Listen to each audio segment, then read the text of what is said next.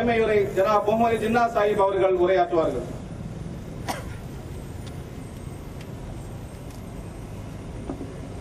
أعوذ بالله من الشيطان الرجيم.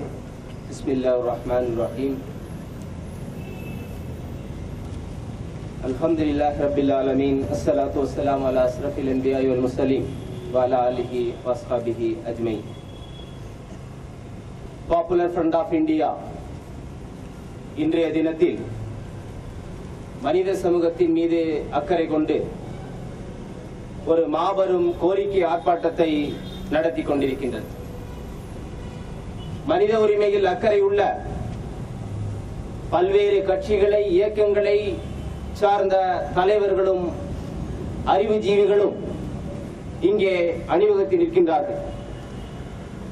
மேடையில் அணிவகுத்திருக்கின்ற அனைத்து தலைவர்களையும் இங்கு திரளாக கூடியிருக்கும் மனித உரிமை ஆர்வலர்களையும் பாப்புலர் ஃப்ரண்டின் செயல் வீரர்களையும் வரவேற்புரைக்கு அடுத்ததாக மீண்டும் ஒரு முறை வரவேற்று வாழ்த்துகின்றேன். உங்கள் அனைவர்கள் மீதும் இறைவனின் சாந்தியும் சமாதானமும் என்றென்றும் நின்று நிலவட்டுமாக. திராவிட முன்னேற்ற கழகத்தின் தலைமையிலான தமிழக அரசு ஆண்டுதோறும் அறிஞர் அண்ணா அவர்களின் பிறந்த நாளை முன்னிட்டு ஆயுள் சிறை கைதிகளை பொது மன்னிப்பில் விடுதலை செய்து வருகின்றது. இதை மனித உரிமையில் அக்கறை உள்ள அனைவர்களையும் வரவேற்பதை போன்றே பாப்புலர் ஃப்ரண்ட் ஆஃப் இந்தியாவும் முஸ்லிம் சமூகத்தின் அனைத்து இயக்கங்களும் கட்சிகளும் மனித உரிமையில் ஆர்வம் உள்ள அனைத்து கட்சிகளும் வரவேற்கின்றது, பாராட்டுகின்றது. இது ஏதோ திராவிட முன்னேற்ற கழக அரசு மட்டும் செய்யக்கூடிய ஒன்று அல்ல.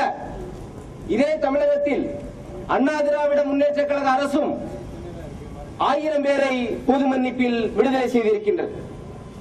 அதே போல் இது தமிழகத்தில் நடக்கக்கூடிய புதுமை மட்டுமல்ல. அண்டை மாநிலமான கேரளத்தில் ஒவ்வொரு வருடமும் 7 வருடம் கழிந்த எல்லா ஆயுள் கைதிகளும் பொது மன்னிப்பின் மூலம் விடுதலை செய்யப்பட்டு வருகின்றார்கள்.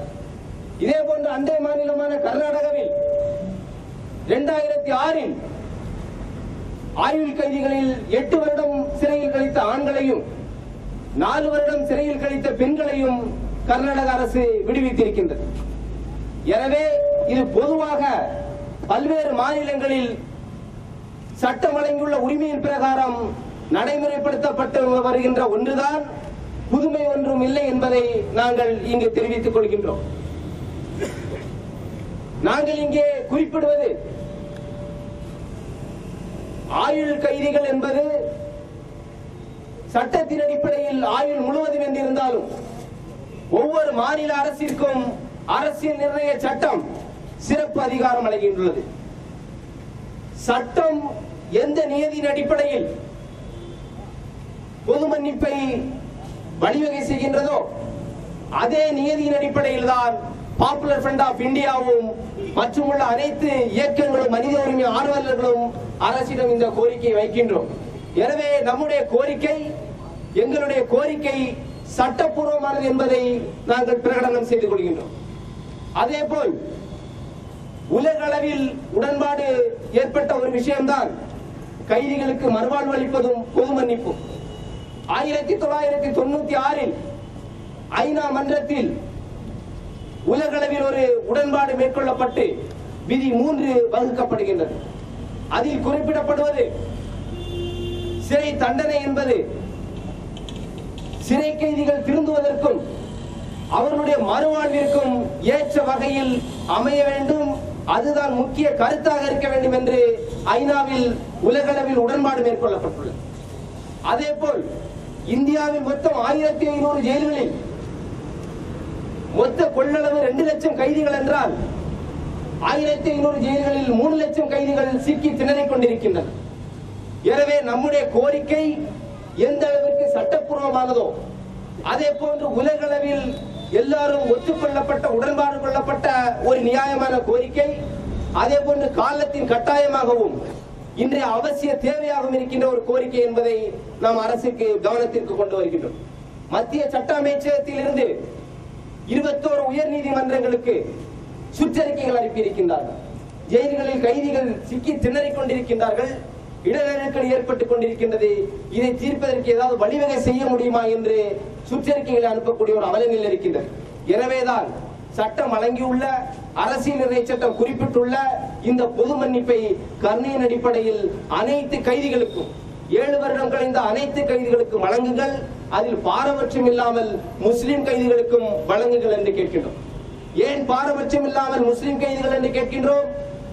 கடந்த வருடங்களில் முஸ்லிம் சமூகத்திற்கு மட்டும் பாரபட்சம் ஏற்படுத்தப்பட்டிருக்கிறது என்ற உண்மையின் காரணமாக நாங்கள் அந்த கோரிக்கையை இணைத்தே வைக்கின்றோம். பாரபட்சம் இல்லாமல் முஸ்லிம் சிறை கைதிகளுக்கும் நீங்கள் கருணையின் அடிப்படையில் பொது மன்னிப்பை வழங்குங்கள் என்று நாங்கள் கேட்கின்றோம். இந்தியாவிலும் தமிழகத்திலும் முஸ்லிம்களுக்கு எதில் இடஒதுக்கீடு கொடுத்தார்களோ, எதில் முன்னுரிமை அளித்தார்களோ இல்லையோ, ஆட்சியாளர்கள் சிறையில் மட்டும் முதலிடத்தில் முஸ்லிம்களுக்கு முன்னுரிமை வழங்கியிருக்கின்றார். இந்திய அளவில் முஸ்லிம் சமூகம் சிறைகளில் சிக்கி வாடிக்கொண்டிருக்கின்றது. 5.6% உள்ள முஸ்லிம் சமூகம் தமிழகத்தில் 9.6% சிறைகளில் வாடிக்கொண்டிருக்கின்றார். இந்தியாவிலேயே மகாராஷ்டிரா மாநிலத்திற்கும் குஜராத்திற்கும் அடுத்ததாக முஸ்லிம்கள் தங்களுக்கு சதவீதத்திற்கு அதிகமாக சிறைகளில் இருப்பது தமிழகத்தில் தான் என்ற பேருண்மைகள் இப்பொழுது அறிக்கையின் மூலமாக வெளிவந்திருக்கின்றன. சமூக நீதியின் அடிப்படையில் ஆட்சி செய்து கொண்டிருக்கின்ற திராவிடர்களுடைய ஆட்சியில் இவ்வாறு அநியாயம் ஏற்பட்டிருக்கிறது என்று நீங்கள் சிந்திக்கலாம். ஆம், முஸ்லிம்கள் மீது அநியாயமாக பொய் வழக்குகள் தமிழகத்தில் போடப்பட்டுக் கொண்டிருக்கின்றது என்பது யாரும் மறுக்க முடியாத நிதர்சனமான உண்மை. எனவே இந்த கூட்டத்தின் வாயிலாக, இந்த ஆர்ப்பாட்டத்தின் வாயிலாக நாம் தமிழக அரசிற்கு கோரிக்கை வைப்பது, முதல்வர் அவர்கள் ஒரு உண்மையான ஆய்வை மேற்கொள்ள வேண்டும். எங்கெல்லாம் பொய் வழக்குகள் போடப்பட்டதோ அதில் இந்த சமூகத்திற்கு நீதியை நிலைநிறுத்துவதற்கு முன்வர வேண்டும் என்று கேட்கின்றோம். ஒரு கோவலனுக்கு நடந்த அநியாயத்திற்கு மதுரையை எரிப்பதுதான் திராவிட இலக்கியங்களுடைய நீதி என்றால், முஸ்லிம்களுக்கு நூற்றுக்கணக்கான அநீதிக்கு அதற்கு என்ன நீதி என்பதை நாம் இந்த கூட்டத்தின் வாயிலாக அரசுக்கு கேட்கின்றோம். எனவே நீங்கள் முஸ்லிம்களுடைய விஷயத்தில் அநியாயமாக பொய் வழக்கு போட்ட அனைத்து விஷயங்களையும் ஒரு மறு ஆய்வுக்கு உட்படுத்துங்கள், அதில் நீதி வழங்குங்கள். அது உங்களுக்கு வாழ்வளிக்கும், உங்களுடைய ஆட்சி தலைக்கவும் பயன்படும் என்பதை நாம் இந்த அரிய சந்தர்ப்பத்தில் குறிப்பிட்டு காட்ட நினைக்கின்றோம். அதே போன்றுதான் முஸ்லிம்களுக்கு அநியாயம் இழைக்கப்படுகின்றது, அநீதி இழைக்கப்படுகின்றது. முஸ்லிம்கள் நீதிக்கு கட்டுப்பட்டவர்கள்.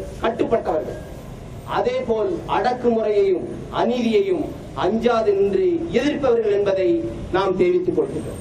அதில் முன்னணியில் இருக்கக்கூடிய ஒரு பேர் இயக்கம் தான் பாப்புலர் ஃப்ரண்ட் ஆஃப் இந்தியா. எனவேதான் பாப்புலர் ஃப்ரண்ட் ஆஃப் இந்தியாவின் மீது பல்வேறு பழிச்சொற்களும் அவதூறுகளும் வந்து கொண்டிருக்கிறது. அண்மையில் நடந்த போலீஸ் அதிகாரிகளுடைய மாநாட்டில் பாப்புலர் ஃப்ரண்ட் ஆஃப் இந்தியாவின் மீது விடுபட்ட இன்னொரு பழிச்சொல் அவதூறு தான். பாப்புலர் ஃப்ரண்ட் ஆஃப் இந்தியா என்பது தடை செய்யப்பட்ட சிமியினுடைய மறுவதிப்பு. அதே போன்று இவர்களால் தமிழகத்தில் பல்வேறு மாநிலங்களில் மத கலவரம் ஏற்படும் அபாயம் இருக்கின்றது. இவர்கள் மீது நாம் ஒரு கண்